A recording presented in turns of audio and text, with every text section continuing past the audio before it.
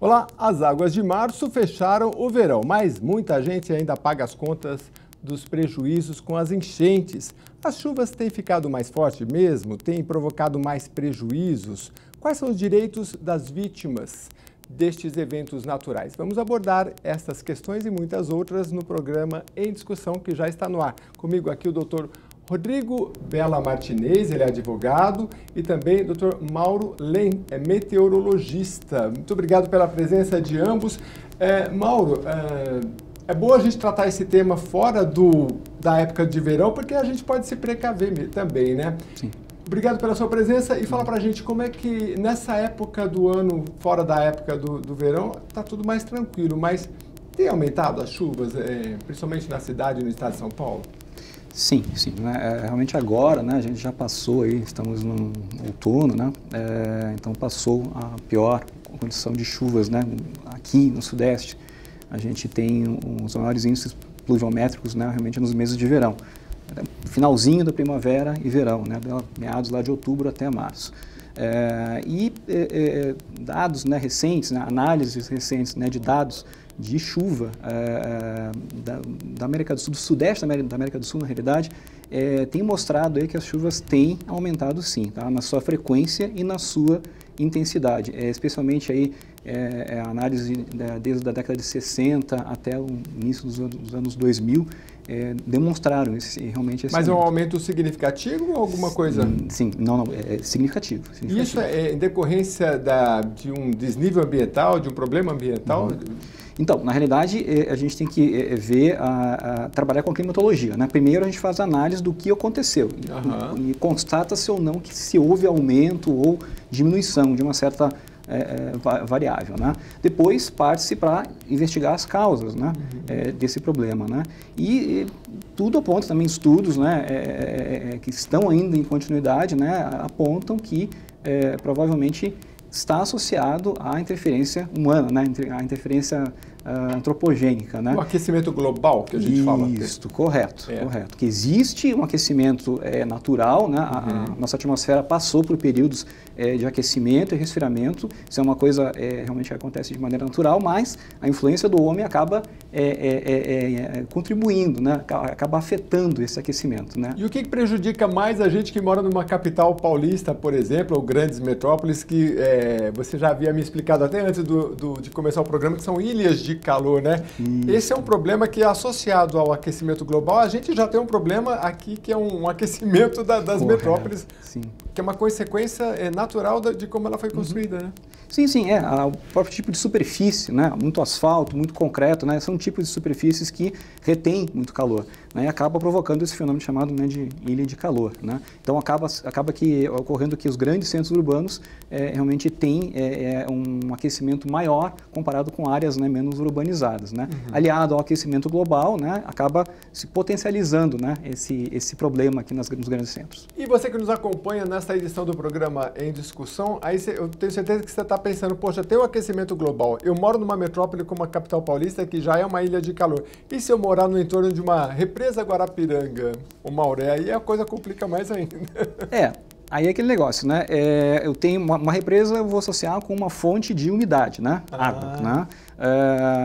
O que eu preciso aí para formar nuvens que vão provocar chuvas, né? Que causam transtornos aqui em grandes cidades como São Paulo, né? Eu preciso de calor. Aí o aquecimento global, né, vem a contribuir para isso, né, cada vez temperaturas mais elevadas, né, e uma fonte de calor, como uma represa, é uma condição de formação de nebulosidade de tempestade. E aí, acaba que em cima de uma represa acaba chovendo mais também, na cidade de São Paulo já chove mais do que no entorno, né? Mas quem está ali numa região, por exemplo, eu vejo toda hora na Zona Norte, parece que chove mais, eu não sei se é porque eu moro lá, mas eu agora eu me cadastrei na Defesa Civil, recebo toda hora lá, chuva na Zona Norte, cuidado com o alagamento.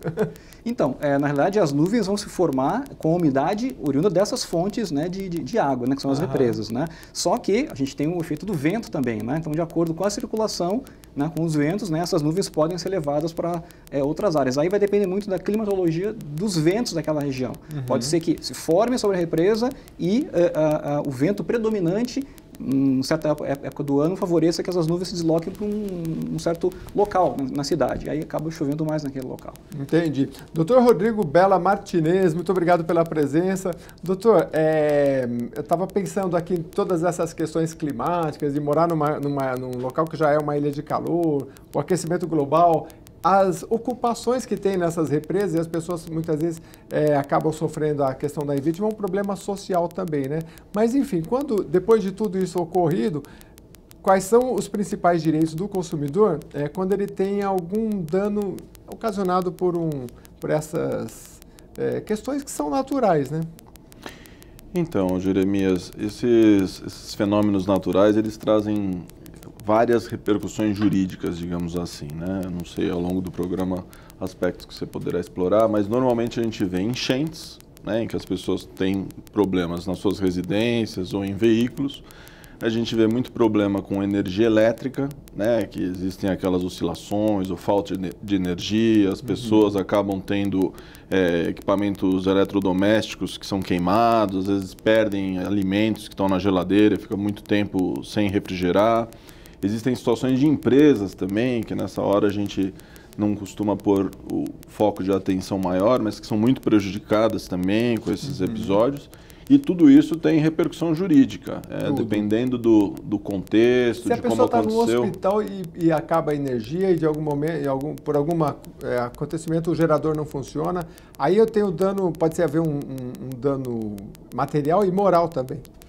Então, essa é uma situação mais específica e delicada, né? Porque eu já peguei bravo, né? Você pegou já uma situação limite, digamos assim. Porque você não pode exigir do empresário, digamos assim, que tem um hospital privado, que ele se responsabilize por algo que ele não tem poder, né? Entendi. Agora, no caso de uma falta de energia elétrica, a concessionária que deveria estar fornecendo e deixou de fornecer, e nesse caso por um período expressivo, a ponto do gerador cair, não ligar e tal, sim, é possível construir algum nexo aí de causalidade entre o dano sofrido em termos de saúde, né, por um paciente nesse hospital e a concessionária, não via hospital. O senhor citou duas questões importantes aí na época das chuvas, as enchentes e também o prejuízo com os carros, né? Na última chuva que nós tivemos aqui na capital paulista, quem não é da capital às vezes não sabe como é. E nas marginais Pinheiro e Tietê, por exemplo, eu, por exemplo, estava na marginal Pinheiros, você fica ilhado, porque assim, você em São Paulo você tem essas grandes vias e elas são protegidas às vezes por alguma mureta, então a água simplesmente ela fica ali e as pessoas não sabem o que fazer, se vai à frente, se para, não tem como nem sair pela lateral, porque elas são totalmente isoladas, né, as vias centrais e laterais, então é uma situação muito delicada. Se a pessoa tem, acho que uma indicação é ter um seguro, né, doutor? É sempre importante, acho que em outros países temos mais seguro do que aqui. Embora tenha gente também que fala, não sou muito a favor. Mas, enfim, se eu tenho seguro, eu estou com o meu carro, é uma questão de prova se eu avancei, não devia avançar, como é que fica? Esse realmente é um episódio problemático, né? Por quê? Se você optou por ter um contrato de seguro, você celebrou isso com a seguradora, e a apólice de seguro é um documento que as pessoas não costumam pôr tanta atenção, mas ele é um documento muito rígido, porque a seguradora ela só vai pagar se o fato que ocorreu for exatamente o que estiver previsto na apólice. E existem vários tipos que eu tenho que olhar antes? Existem. A abrangência Pra você ter uma ideia, uma vez eu vi uma situação que a pessoa tinha um seguro residencial contra vendaval. E aí os ventos que destelharam a casa da pessoa tinham sido ventos, até o nosso meteorologista pode classificar melhor, tinham sido ventos que não eram tão fortes, eram de 30 km por hora. Ei. Destelhou a casa, choveu dentro, prejuízos enormes. O seguro era contra vendaval. E a seguradora falou, não, isso que aconteceu não era um vendaval e, portanto, eu não sou obrigado a pagar. E aí a discussão, claro, eu não sei o deslinde disso, mas imagino que o judiciário tenha dito, espera um pouquinho, né? O consumidor, a pessoa física lá que fez o seguro residencial, não pode ficar refém da velocidade. Vai ligar para o Mauro Lenho, Mauro, o que é um vendaval de quantos quilômetros? Mas é importante, naquele momento da contratação com o seu corretor de seguros, que isso seja muito abrangente, bem detalhado, porque se não tiver previsto ali, você vai ter um problema e, teoricamente, legítimo, porque a seguradora falou, não, eu prometi que pagaria no caso de vendaval. O que aconteceu aqui? Vento forte, não é vendaval. Não então, vendaval. não vou então tem que estar bem de olho nas apólices. Mas só para fechar o aspecto que você falou do veículo. Porque essa é uma outra hipótese que dentro do conceito, né, de responsabilidade civil, que abrange esse aspecto de indenização e reparações, é o que a gente chama de culpa exclusiva da vítima ou culpa concorrente da vítima. Ou seja, eu estou com o meu veículo e estou vendo que está se formando uma enchente, uma inundação. Se eu deliberadamente, apesar de ter o seguro contra isso, resolvo enfrentar a enchente, a seguradora vai falar assim, escuta, você optou por entrar no meio da enchente. Você agiu por sua iniciativa. Não se tiver na Marginal Pinheiros aqui em São Paulo, porque daí, meu amigo, eu já tive relatos de amigos que é muito rápido e simplesmente você fica sem ação. E você não tem nem como ir para frente nem para trás, porque são muitos veículos, né? E aí você fica parado. Se a água vier, lhe resta sair do carro e ir para algum lugar. Exatamente. E aí vai se resolver em matéria de prova. Agora, doutor, para a gente separar em dois blocos grandes, eu acho que assim, a questão privada, como o senhor falou, teve uma enchente, a energia parou e eu tenho que acionar a companhia de energia. Agora, e público? Porque geralmente o que vem na cabeça das pessoas é, puxa, mas eu vou ingressar com uma ação, quanto tempo vai demorar? Será que eu vou receber? É possível também, no caso de uma enchente, porque tem também o DPVAT. Na questão pública, como é que funciona? É possível também, mas o assunto precisa ser analisado com cautela também, não é automático, né? Vamos voltar para o conceito de responsabilidade civil. Ele é calcado em 3 grandes pilares, como você falou agora. Um é a chamada conduta, outro é o chamado dano, e entre eles precisa ter o que se chama nexo causal. Você precisa demonstrar que esse dano, por exemplo, seu veículo estragou. Por quê? Porque ele estava no meio da água, de uma enchente. Se você comprova isso, você tem os 3 pilares da responsabilidade civil. Só que a conduta, em regra, ela precisa ocorrer com culpa. Você precisa agir com imprudência, negligência ou imperícia. O causador do dano, digamos assim, para que ele seja responsabilizado. Um exemplo que teve recentemente muito interessante é que a gente pensa sempre logo no consumidor. Você está falando no caso do Estado, né? Exatamente. O Estado tem que ser exatamente. Não. O Estado não. Eu vou chegar lá. Mas só para você entender como funciona, né? E as pessoas que nos assistem também para não sair achando que tem ou não deixar de usar o que tem. Certo. Né? Mas voltando ao conceito base. Então, a responsabilidade civil exige culpa. Um caso recente foi muito interessante que uma pessoa estava guiando e o pedestre atravessou fora da faixa e foi atropelado. O pedestre entrou com uma ação, falou, escuta, eu sofri um dano, você estava com o carro, você me machucou, você precisa me indenizar. Até porque o Código de Trânsito fala que, primeiro, o que é mais frágil tem que ser protegido, digamos assim. Mas nesse caso, o motorista demonstrou que ele estava seguindo absolutamente as leis de trânsito, na velocidade recomendada, e o pedestre atravessou fora da faixa e com imprudência. Ou seja, o pedestre perdeu. Né? Fecha parênteses. No caso do poder público, esse primeiro pilar, ele é diferente. Porque aqui é o pilar da culpa. Da culpa, que é o que a gente chama de responsabilidade subjetiva. O poder público, ele não precisa ter agido com culpa para ser responsabilizado. A responsabilidade dele é objetiva.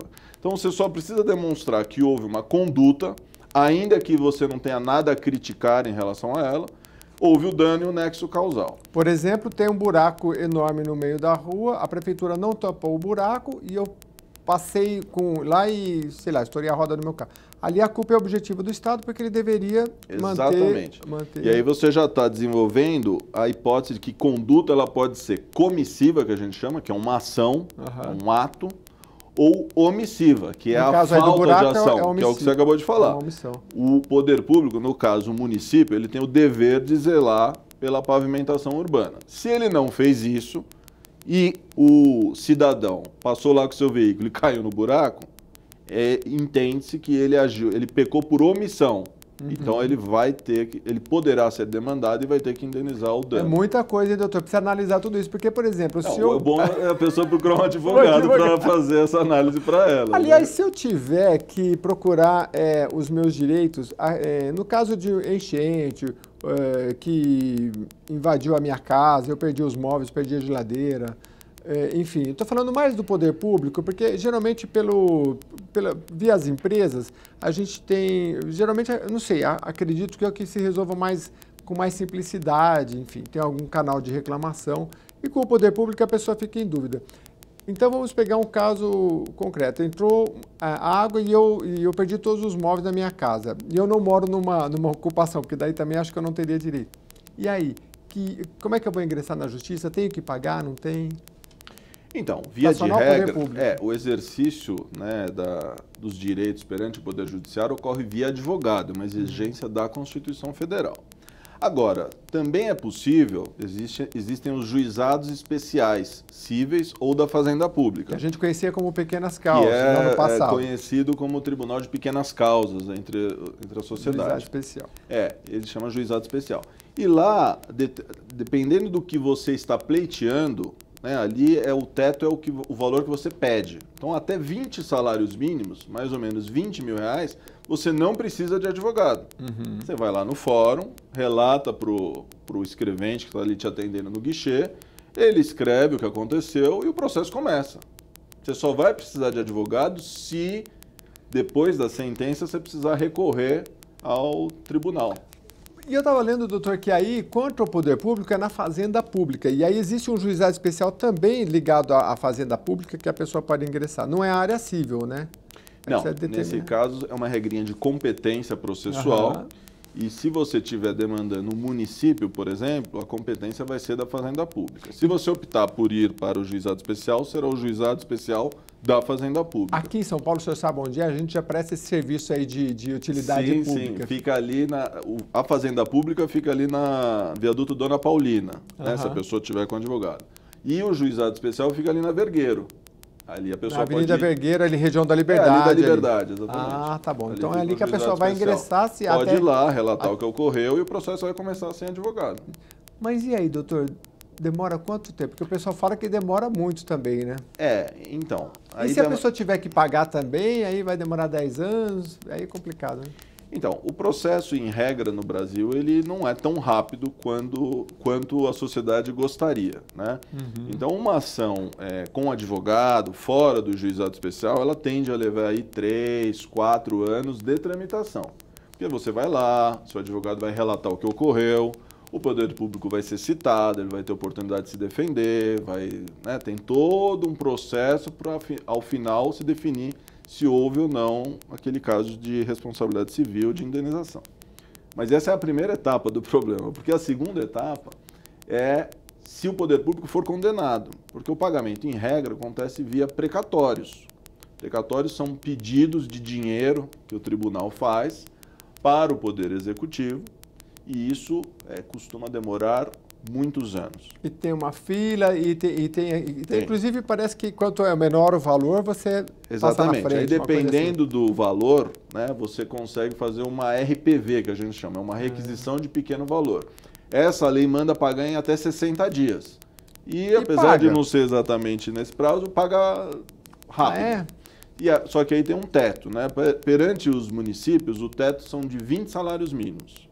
Desculpa, de 30 salários mínimos. Então, tá mais ou menos uma condenação de 30 mil reais, você consegue receber em meses. Teve uma enchente, a minha geladeira lá quebrou, estou dentro do valor de 30 mil reais, eu posso, se minha renda for até 20 salários mínimos, eu posso entrar pelo juizado especial e eu vou conseguir ali receber mais rápido. Não tem a ver com a renda, tem a ver com quanto você está pleiteando. No caso da geladeira, quanto custa uma geladeira? 1.000 e poucos reais? Assim, a gente está falando o pedido, do que você está pedindo de indenização. De indenização. Você fala assim, não, minha casa deu perda total, preciso de outra casa. Quanto vale? 100 mil reais. Aí já não adianta ir no juizado especial e não adianta esperar que vai receber em meses, porque não vai. Mas no juizado especial é quanto você... É a sua renda, não é o valor? Não. É o valor da causa. É o valor da causa, exatamente. Tá. Então, se a causa... E além do valor da causa, você tem que comprovar a renda abaixo da renda? Não, negativo. Qualquer milionário pode entrar com uma ação posso entrar no juizado especial sem o que vai nenhum. Determinar se eu vou precisar... É o valor da causa, é o valor em discussão. Aliás, é uma estratégia. Muitas pessoas, às vezes, estão no limite, na fronteira, Fala, não vou pedir tudo que eu poderia, prefiro pedir um pouco menos para conseguir mais rápido. No juizado. Apesar de também haver críticas em relação ao juizado, porque ali você tem menos possibilidade de provas, é um rito mais rápido. Mais rápido. Tem que ser pesado os prós e contras. E o que é mais comum, doutor, nessa área aí? Eu acho que em São Paulo, devido ao número de carros, eu acho que o pedido em relação a carros é muito grande, né? Nessas épocas deve ser mais... Olha, você diz entre essa opção de ir para o juizado especial? Não, ou digo assim, de comum? pleitear na justiça, apesar que assim, se a pessoa tem o seguro, ela vai acionar o seguro.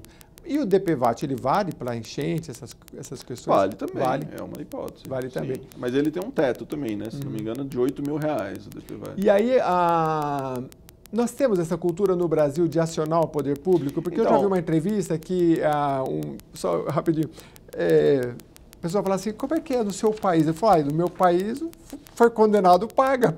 Aqui vocês não pagam? A gente paga, mas demora. Porque tem essa questão, Essa né? é Que uma as pessoas discussão, ficam um né? pouco... Porque hoje a gente, que é da área do direito, enfrenta aquela questão. O Brasil tem mais de 100 milhões de processos. Ou seja, se nós somos em 207 milhões de habitantes, então cada 2 pessoas, uma está litigando. Nós 3 aqui tem que ter um processo e meio. Pelo menos um processo a gente já tem. Então, mas ao mesmo tempo, a gente que atua na área percebe que o brasileiro em si, ele não tem tanta consciência dos seus direitos. Muita gente deixa de demandar, abre mão, por não ter conhecimento, por não querer o aborrecimento, por falar, deixa para lá, que é algo a ser estudado até, né? Porque eu, particularmente, parto da premissa, e não é por ser advogado, é como cidadão, como pessoa, que à medida que você deixa de se posicionar em determinadas situações, aquele evento tende a se repetir. E se você vai lá e fala assim, não, você está me devendo, então você vai pagar. A pessoa tem um caráter pedagógico como sociedade, é o que você falou. Você deve, tem que pagar. Mas se você não cobra, a pessoa fala, então acho que eu posso dever um pouquinho mais, que não é todo mundo que me cobra. E aquela história do poder público ter que recorrer algumas vezes obrigatoriamente? Ainda existem alguns casos, né? Que recorrer, eu digo, a outras instâncias. Em alguns casos é obrigatório, né? Sim, é o chamado reexame necessário.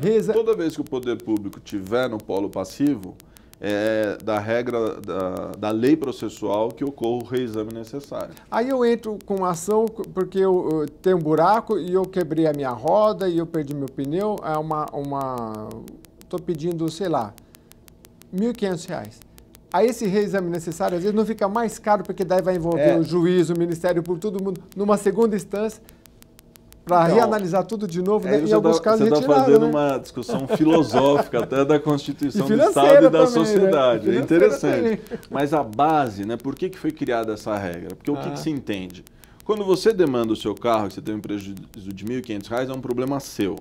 Quando quem vai pagar é o município, é um problema nosso. Toda a sociedade daquele município vai ter que pagar.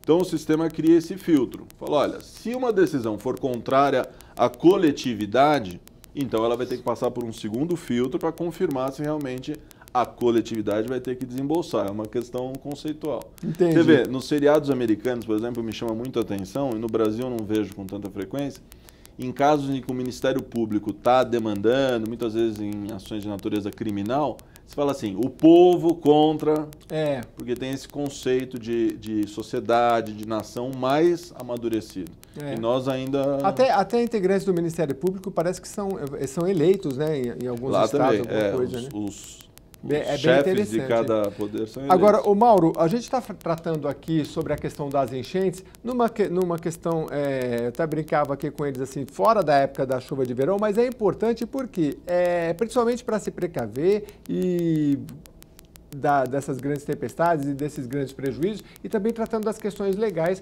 quando se trata de tempestades, de chuvas e de enchentes e problemas que na capital paulista que envolve muito os veículos. Mas o melhor antes de ingressar, né, Mauro, na justiça e ter toda essa questão é se precaver, né? O nosso sonho é assim, por exemplo, eu vou tirar férias em julho, eu estou em maio, né? Dá para saber com tanta antecedência assim se vai ter...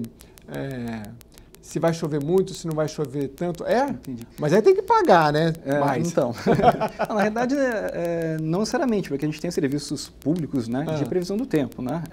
Mas 2 dias, uma semana, ou tem para mais? Não, até temos. Na verdade, eu consigo fazer uma previsão com um grau razoável de acerto até 15 dias. Tá? Só que quanto mais longe eu quiser saber a condição, maior vai ser o erro. Né? Isso aí é um problema, assim, meteorologia, tu nunca vai ter 100% de Mas se o camarada tem uma super plantação de soja, ele quer saber para os próximos 3 meses, não se faz um estudo mais, talvez fique mais caro, mais pormenorizado? Aí a gente vai falar em climatologia. Né? Aí existe também previsão climática, né? Que também é complicado, porque já é difícil fazer previsão para até 15 dias, imagina para 3 meses. Que vem para aí. Isso, não, mas a gente tem como pelo menos ter saber a tendência do comportamento das variáveis, né? Se vai ser mais quente, se vai ficar na média, se vai ser abaixo da média, se vai chover mais ou menos, né? Isso tem como saber, mas é uma tendência, não é uma coisa, né? Realmente não vai ser assim. A tendência é de ser assim. Aí o produtor vai tomar as medidas, né? Para fazer com que tenha maior aproveitamento ou que não tenha perdas. Mas já que a previsão é só para 15 dias, tudo bem, a gente está sempre de olho aí. Tem gente que... Eu mesmo me cadastrei na Defesa Civil. Sim. Eu vou ver se eu ainda acho o número aqui. Você começa a receber, pelo menos aqui na capital paulista, e funciona muito bem esse alertas, serviço, os alertas, né? E quem é que está mais vulnerável numa cidade como São Paulo? Quem mora perto de um córrego, quem mora no entorno de uma... Bom, se a gente está falando em relação a chuvas intensas, né, realmente, na verdade, a Defesa Civil provavelmente tem um mapeamento dessas zonas de risco, né, mas o que a gente pode supor, né, a água vai escoar para onde, né? Para uns locais onde ela vai se acumular, os locais mais baixos, né? Então, realmente, as áreas de maior vulnerabilidade, né, seriam os locais mais baixos, né? Próximos, né, de córregos, né? De corpos d'água, né? Então, realmente, esse é próximo de rio, né? Isso aí, realmente, é um fator... A proximidade desses locais é um fator bem complicado, que agrava, né, a situação. Né? Então, realmente, existe esse mapeamento que a Defesa Civil faz. O que eu consigo dizer, que o meteorologista consegue dizer, vai ter condição de chuvas intensas. Né? Então, aí a Defesa Civil, de posse dessas previsões, aí, vai acionar os seus dispositivos, vai alertar, de repente retirar esse pessoal, ou avisar, pessoal, vai encher aí, né? Agora, então, Mauro, hoje em dia a gente recebe muita coisa, principalmente por WhatsApp, redes sociais, e o pessoal apavorando. Olha o que vai acontecer nesse final de semana. Aí eles mostram um mapa caindo chuva, aí o pessoal já fica apavorado. Como é que a população deve agir se receber um WhatsApp desse? Tem como entrar, por exemplo, em contato com a Defesa Civil? Aliás, o nosso diretor acabou de passar o número aqui, o SMS, você manda 40199 e você começa a receber, é um serviço que funciona direitinho aqui na capital, é só mandar. E aí eu acho que tem que entrar em contato com... Na verdade a estratégia é buscar informação nos órgãos oficiais. Né? Que órgãos são esses aí? A nível de Brasil, Instituto Nacional de Meteorologia. Né? A gente tem aqui o distrito aqui em São Paulo, né? Cada região aí tem o seu distrito. Né? Temos também lá em Cachoeira Paulista, né? O CPTEC, né? O Centro de Pesquisas. Né? CPTEC é muito bom. Eu vou sempre no CPTEC. O CPTEC, você vai lá, o índice de acerto deles é muito bom. Exatamente, né? porque são órgãos oficiais. Né? Às vezes essas notícias, né, via redes sociais, até a pessoa pode ter consultado um órgão oficial, mas fez a sua interpretação, é aquela coisa, né? Quem conta um ponto aumenta um ponto, né? E a coisa vai evoluindo. Você vai lá no CPTEC, tem lá, você coloca lá. Isso, aí tu tira as tuas conclusões, né? Enfim, né? Com uma pessoa leiga no assunto, né? E olha, vai chover, aí vai potencializando e pode chegar numa situação realmente de gerar pânico. Né? Então, a estratégia é consultar os órgãos oficiais de meteorologia, seja na internet, ou mesmo a previsão mesmo que é divulgada nos meios de comunicação mais tradicionais, televisão, né? É tudo baseado em informações, né, oficiais. O Mauro, você trabalha no aeroporto aqui em São Paulo? No Aeroporto Internacional de São Paulo, lá em Guarulhos. Aeroporto Internacional de São Paulo e Guarulhos. Então eu vou para o rápido intervalo e depois a gente vai querer saber do Mauro se a gente está bem seguro nesses aviões todos que saem daqui. O de Guarulhos acho que é o maior do Brasil, né? Sim. Ele vai explicar para a gente como é que funciona essa questão do tempo, como é que é feita essa análise para quem voa também, que é outro tema importante, já que a gente está falando aí da questão das chuvas, das tempestades, das enchentes que acometem, principalmente na época do verão, e problematiza muito nas grandes capitais como São Paulo. Vou para um rápido intervalo e volto já já.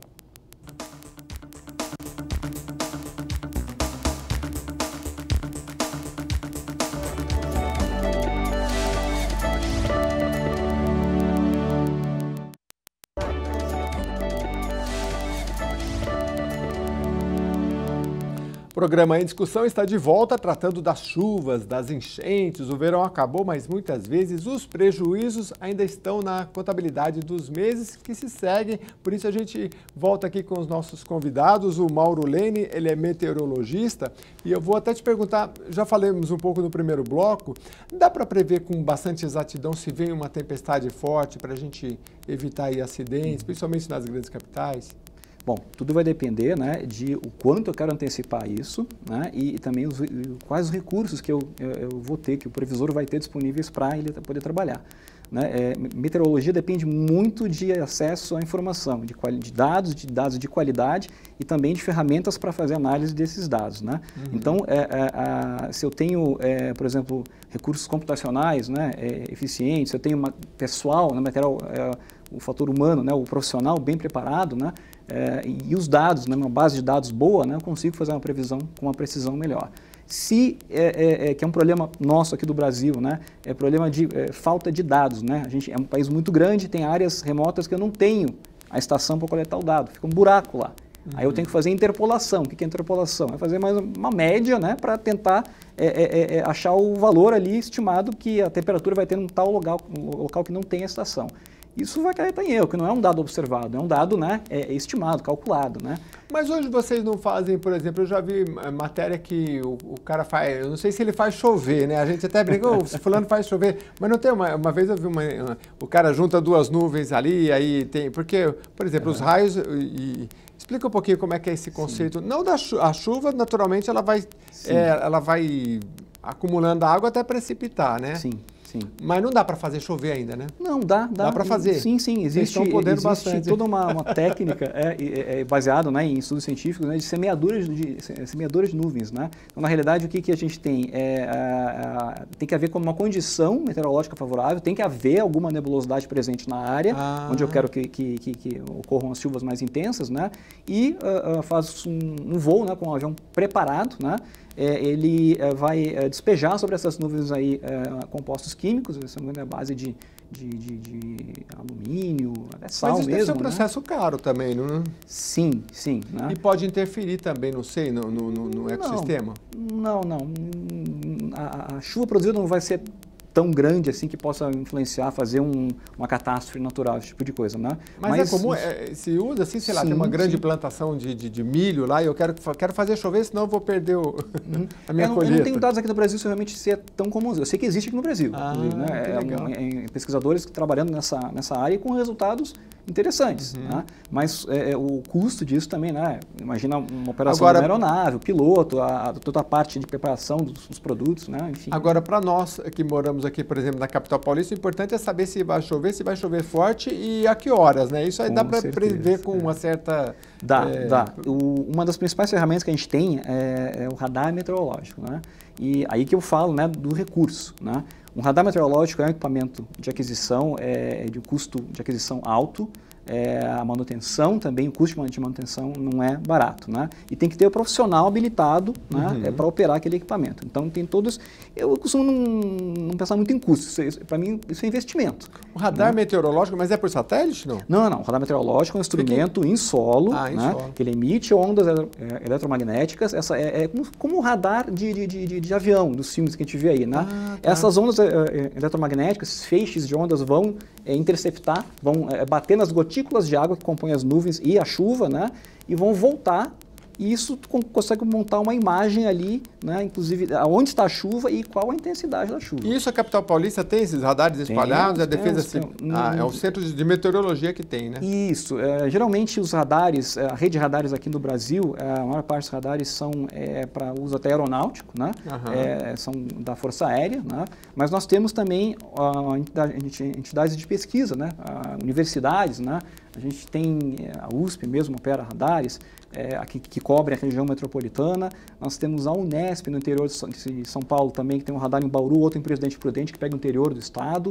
E Brasil afora também tem outras, geralmente são instituições de pesquisa públicas, né? Seja a nível estadual ou federal. Porque mas a Defesa Civil ela se serve dessas orientações? Sim, sabe por meio dos radares? Sim, existe um acordo de cooperação, né? Embora seja do poder público, né? Há um compartilhamento de informações. Porque pelo que você está está falando é um equipamento com precisão e que dá para ajuda, sim, né? Não sei se é só ele, mas ajuda nessa... No caso de previsão, assim, a curtíssimo prazo, que a gente costuma dizer na meteorologia, né, o radar é essencial. Às vezes, doutor Rodrigo, quem está fora da capital não entende a nossa preocupação, né? Por exemplo, a gente está aqui no estúdio, vamos supor que seja 5 da tarde, quando dá 6 horas, o pessoal, se vai chover, fala... Aqui, além do rodízio, tudo pode acontecer. E às vezes quem não é da capital não sabe que o paulistano, ele fala, não, então vou sair às 8. Ele deixa de sair às 6 ou às 5, ele sai às 8, por causa do trânsito, por causa da chuva, por causa de tudo, né?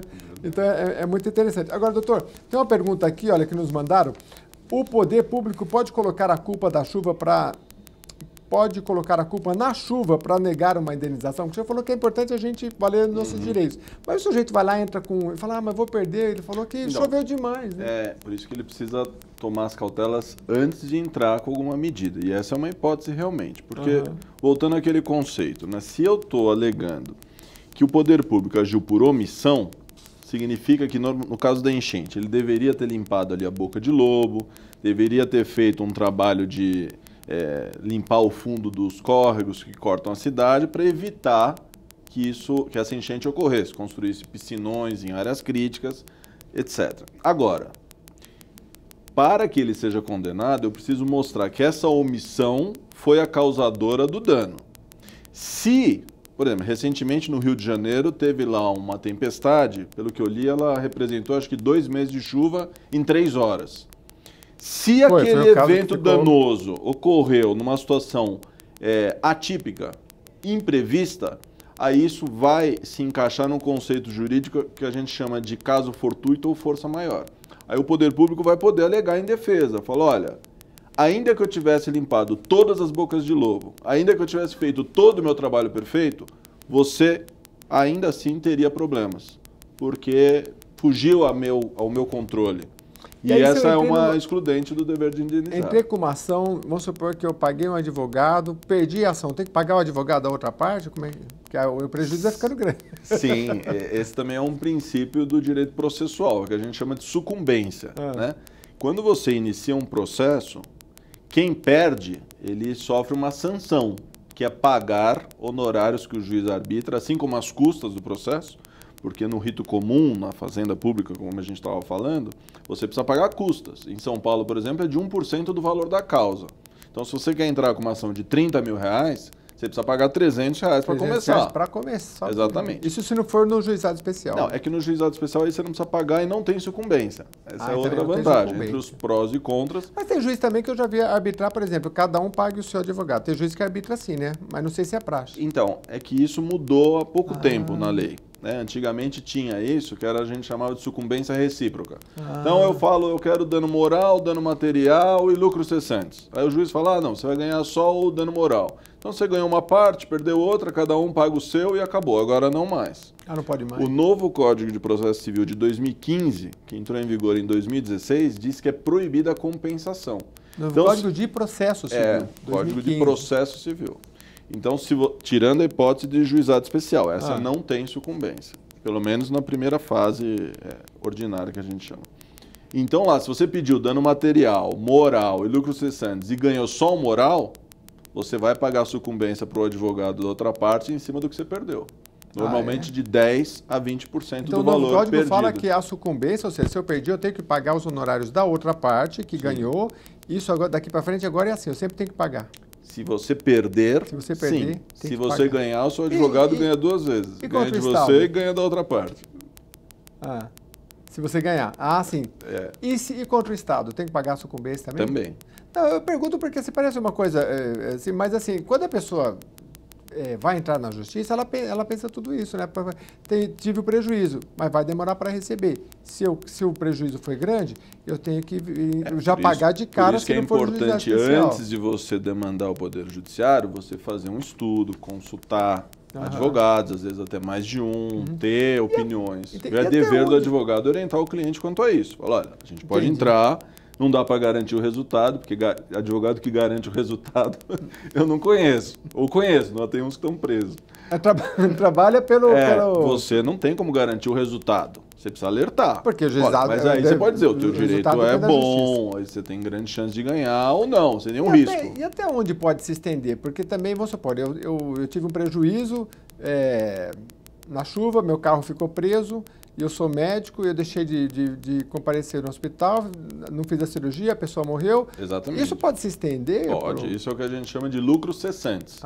Então, o conceito de dano material é o que efetivamente você perdeu ou gastou em função daquele evento danoso. De todo aquele evento. E o que você deixou de ganhar são os lucros cessantes, você também pode cobrar. Então, um exemplo clássico é o taxista. Então, o taxista ele perde duas vezes, porque quando o carro dele tem um dano, ele precisa consertar, então ele vai lá e gasta R$4.000.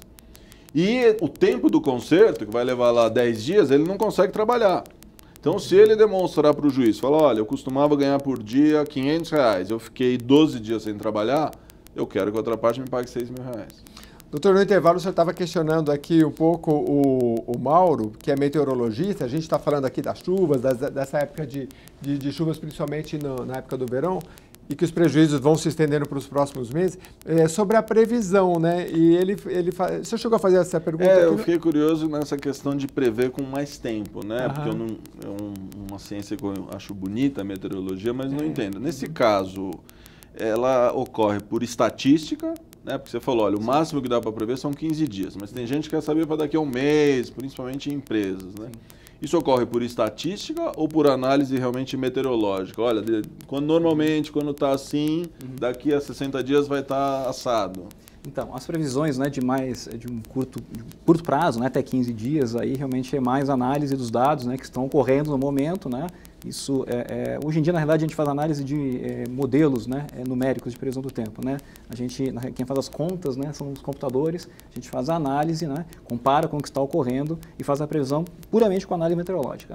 Uma previsão de um prazo maior, né, para meses, né, aí realmente já faz-se uso da estatística, né? A gente analisa dados passados, faz todo aquele trabalho estatístico, né? Existem modelos também de previsão climática, né? Mas se usa bastante a ferramenta da estatística. Agora, eu fiquei impressionado, doutor, que o Mauro estava me explicando aqui que, por exemplo, ele trabalha no Aeroporto Internacional de Guarulhos, que é o maior do país, assim, não sei quantos voos saem de lá por dia, acho que não tem essa informação, mas assim, eu fiquei impressionado porque a questão da tempestade, você vai pegar um avião, não é só aqui, tá chovendo em São Paulo, agora não tá, né? Você vai daqui para o Japão, tem toda uma trajetória meteorológica dessa distância?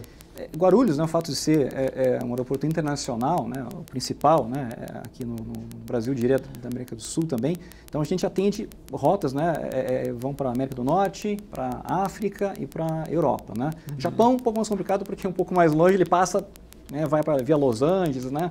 Enfim, né, tem escalas, né? Mas esses voos diretos até a América do Norte, né, Estados Unidos, Europa, né, e África, os pilotos muitas vezes comparecem, lá existe um centro meteorológico lá com meteorologistas, né?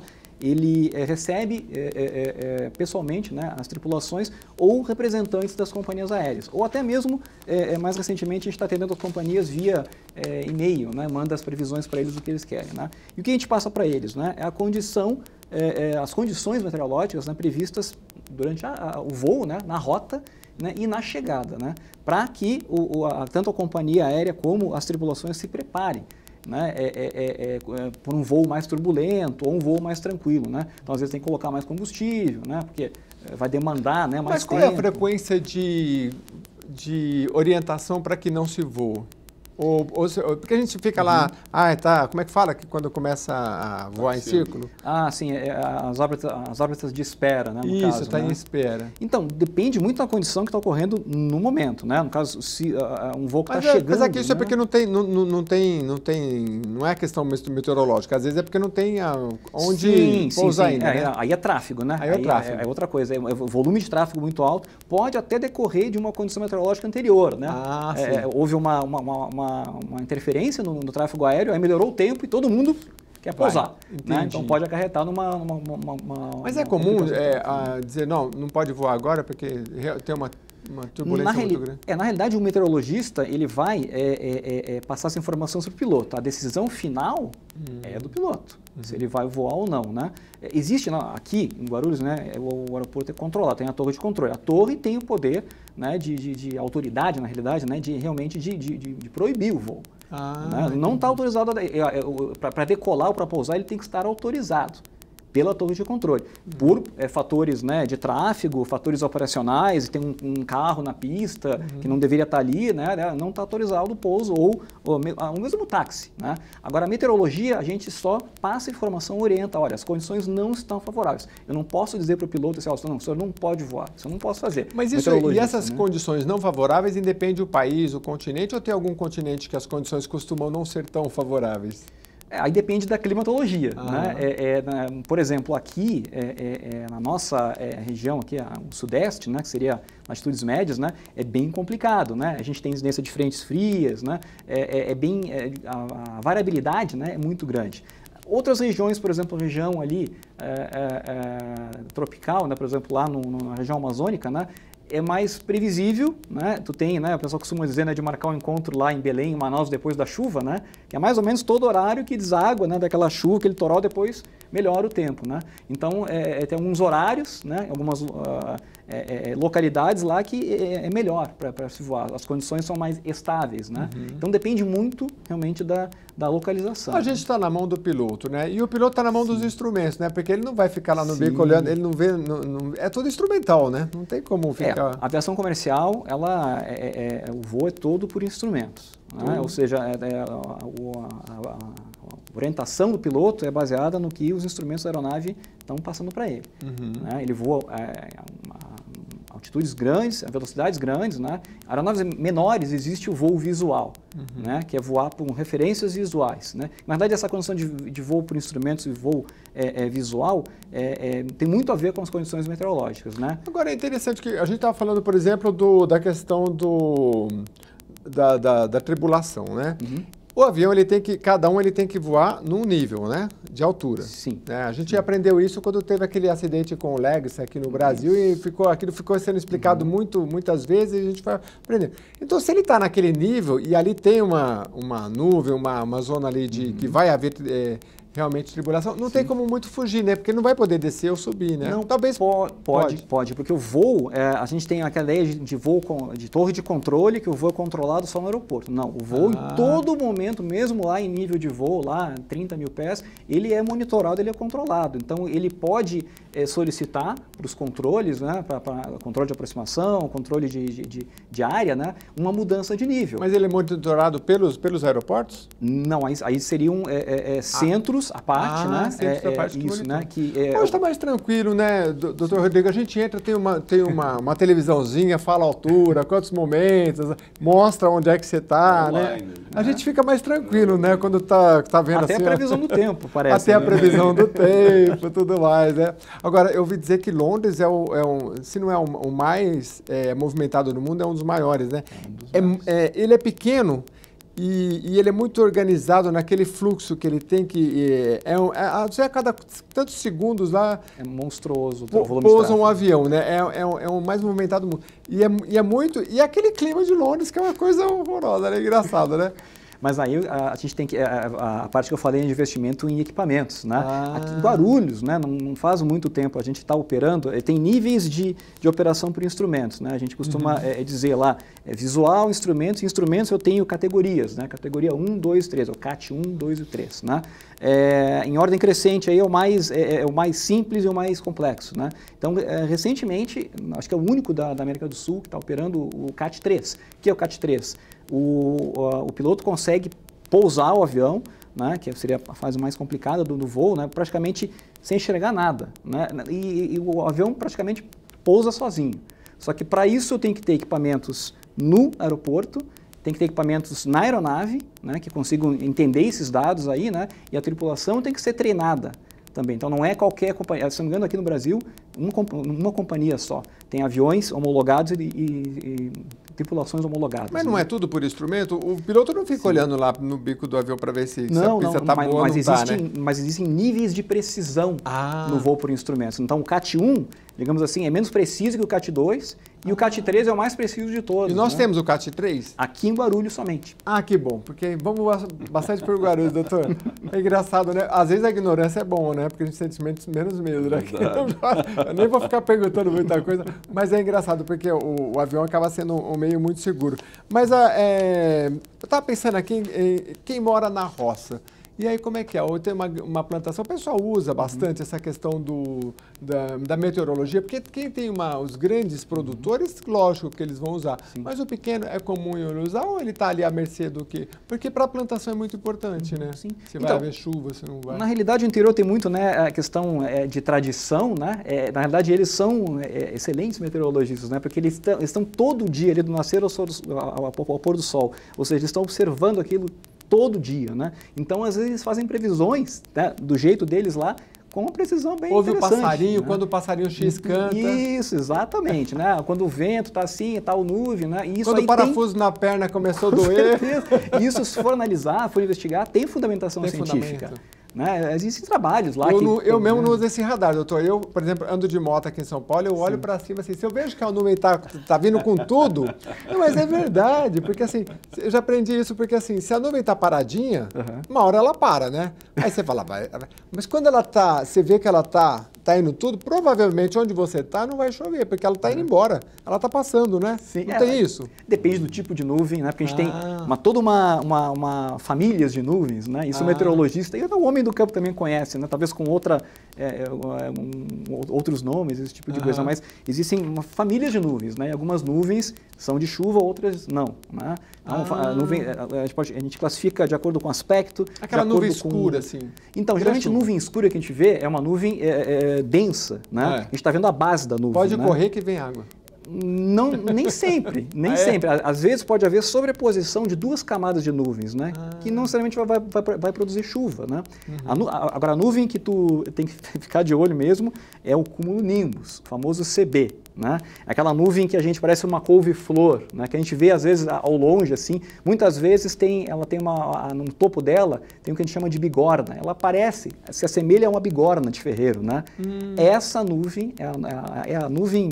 Ela é mais comprida, né? Meio quadradinha. Ela tem uma base relativamente baixa, né? Ela tem um grande desenvolvimento na vertical e o topo dela, né, na fase de máximo, né, desenvolvimento, na fase de maturidade, adquire um aspecto de bigorna. Ele meio que se espalha, né, para os lados, né? Então tu vê aquela nuvem grande, vertical, com aquele topo, né, saindo para o lado. Assim, né? Então, exatamente, semelhante a um T. Né? Então, essa é uma nuvem cumulonimbus. Nem todo mundo sabe o que é bigorna, doutor, porque... Enfim, essa tem que fugir. Né? Mesmo de avião, de moto. Nem pega moto, né? se você nem pega moto. Não, mesmo de carro. moto essa nuvem é a nuvem que produz o granizo, né? Que dá um problema, né, de aí estragar os granizo tem que passar para o né? doutor. E aí, eu tô lá e o meu carro foi todo amassado, já levei no martelinho, não tem jeito, né, doutor? Se eu tiver no estacionamento... Hoje, o estacionamento, a maioria deve ter seguro, né? Sim, é mas obrigatório. É obrigatório agora. Mas, por exemplo, ele levantou uma questão importante. Meu carro está na rua, teve o granizo. Eu posso acionar o poder público? Então, essa é uma situação que foge um pouquinho do conceito, né? Porque se a gente lembrar, qual foi a omissão do poder público no caso do granizo? Né? Ele não teria como realizar alguma atividade, né, de política pública para te proteger. Mas se a árvore caiu em cima do meu carro... Aí a árvore é diferente, porque a árvore ele tem o dever de poda, ele tem o dever de zelo, e aí você pode sustentar, sim, que houve falha na conservação dessas árvores. É incrível como está tudo interligado, né? A mesma árvore que pode cair e causar um prejuízo no carro é a árvore que vai salvar, não é, Mauro? Reduz, por exemplo, uma cidade que já está totalmente construída, que é muito impermeável, tem muito asfalto, muito concreto, é uma ilha de calor. A árvore pode ajudar, não pode? Mais plantio de árvore. Com certeza, quanto mais áreas verdes, não só árvores, sim, áreas verdes e áreas livres, né, dessa cobertura, né, de concreto, de cimento, de asfalto, né, que permite que a água, né, das chuvas seja absorvida e escoe, né, via lençol freático, né. E as árvores mesmo, né, não em grandes áreas, né, elas contribuem para amenizar a temperatura, né. Então, e a gente, para a gente ter nuvens de tempestade, a gente tem que ter basicamente duas coisas, tem que ter calor, né, e umidade. Essas duas coisas juntas aí vão formar essas nuvens de tempestade. Com uma cidade mais arborizada, a tendência né, seria de haver se amenizar essas temperaturas extremas aí. Quanto isso, diminui, né, a chance de haver ocorrência, ou pelo menos não vão ser tão violentas as nuvens, né, as tempestades dessas nuvens, né. Agradeço muito a presença do Mauro Lehner, meteorologista, ajudou bastante a gente aqui a entender essas tempestades, como é que elas correm, como elas podem ser previstas, a questão das aeronaves também. E o doutor Rodrigo Bela Martinez, que é advogado, empresarial, principalmente da área civil, né, doutor? Atua aqui em São Paulo, na capital paulista. Também, de vez em quando, aí tem que correr aí das chuvas também em São Paulo. Para cima. Agora já ganhei uma dica importante aqui. E já aproveitou dicas importantes aqui do programa em discussão. Mande suas questões, suas dúvidas, você que nos acompanha nas redes sociais. Muito obrigado pela presença de vocês e a você que nos acompanha, obrigado pela sua audiência. Até o próximo programa.